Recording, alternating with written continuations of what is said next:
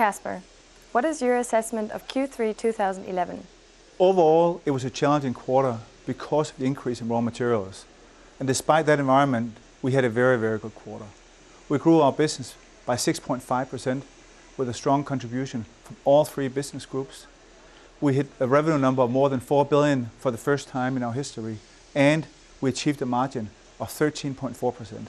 So overall, a very strong quarter in a challenging environment. And how did the individual business sectors perform? Now, as I alluded to before, all three business groups contributed strongly to this quarter. And for the first time, also, all three business groups had a margin of more than 14%.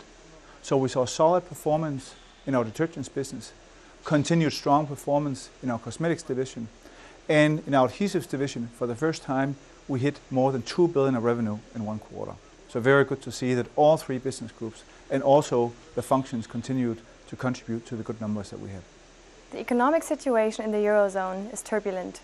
America's economy is still weak and even some emerging markets are sluggish. How does this affect Henkel?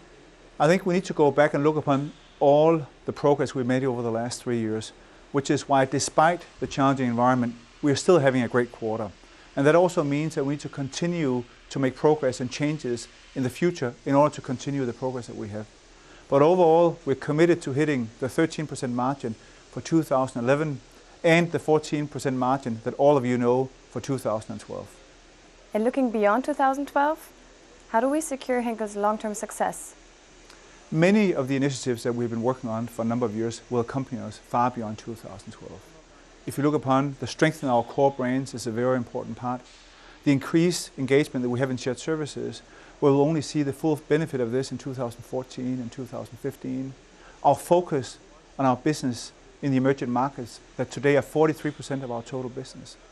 And then more than a year ago, we initiated a project called Galileo that looks upon the mega trends that will impact Henkel over the next 10 years and also what kind of consequences it will have for us.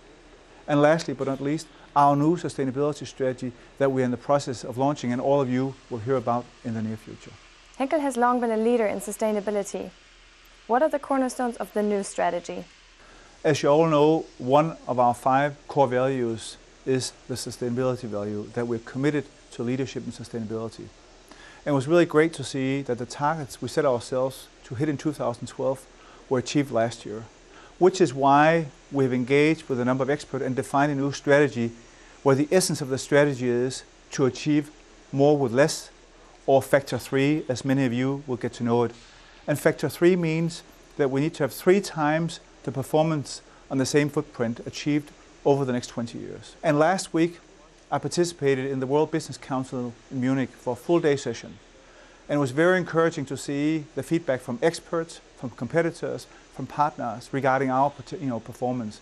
And we should be very proud of the current position we have as a true sustainability leader. But it also means that we need to hit the next set of targets we've set ourselves that you all see in the next months to come.